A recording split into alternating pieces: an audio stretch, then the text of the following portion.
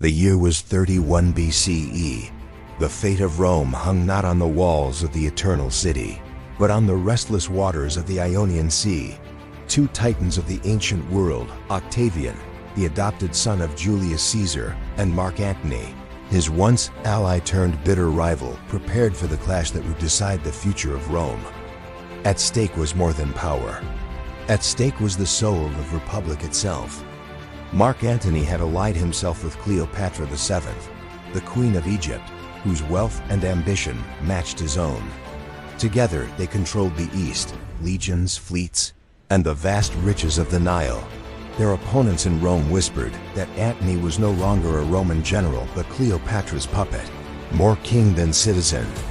Octavian seized on this narrative, presenting himself as the defender of Rome against the threat of Eastern despotism.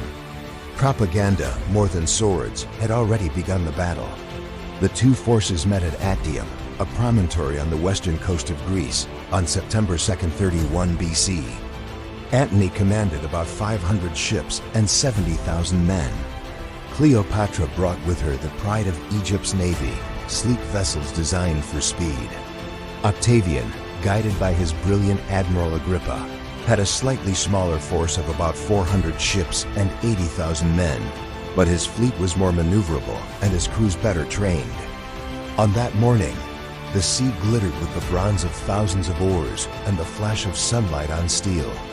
The battle began with Antony's larger ships forming a defensive line, their towering decks bristling with soldiers. Agrippa, however, refused to play into Antony's strength. Instead of charging recklessly, he used the nimble Liburnian ship's light, two tiered vessels borrowed from Illyrian pirates to harass and outmaneuver the heavier galleys. Time and again, they darted in, rammed, and pulled away before Antony's cumbersome giants could react. For hours, the two fleets clashed, the air filled with the thunder of ramming prows and the screams of men thrown into the sea. Flaming arrows hissed through the sky, setting decks ablaze.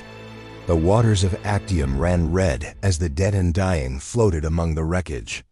Antony fought bravely, commanding from the heart of the battle, while Cleopatra's squadron held back, waiting for the right moment.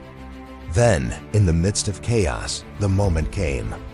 Cleopatra's flagship, with its distinctive purple sails, suddenly turned and fled south toward the open sea. At first, many thought it was a feint. But when Antony saw her departure, he made a fateful choice.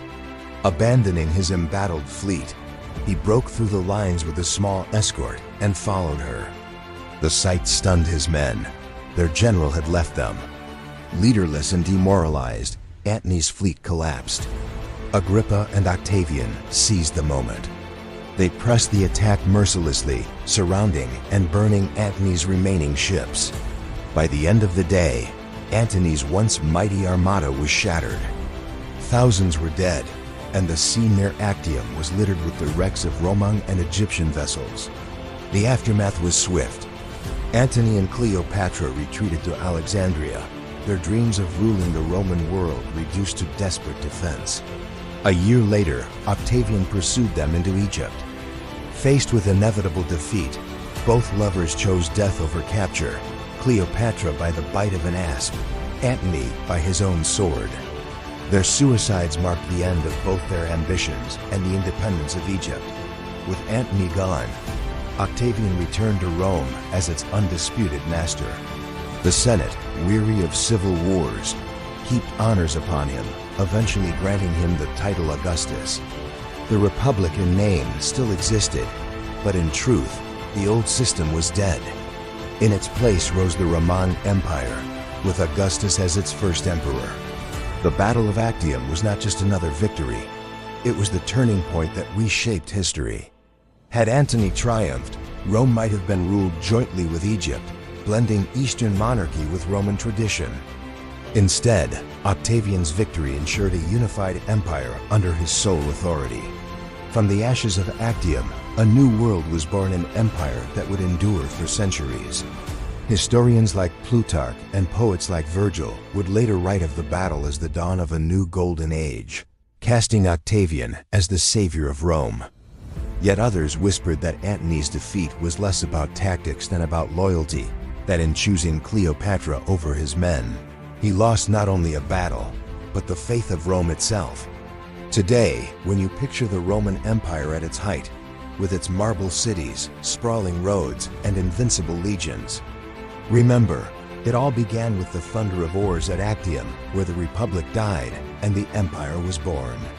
And if you want to uncover more epic battles and the secrets of Rome's rise and fall, make sure you subscribe to the Roman Scroll. Hit the bell so you don't miss the next tale from the shadows of history, because the story of Rome is far from over.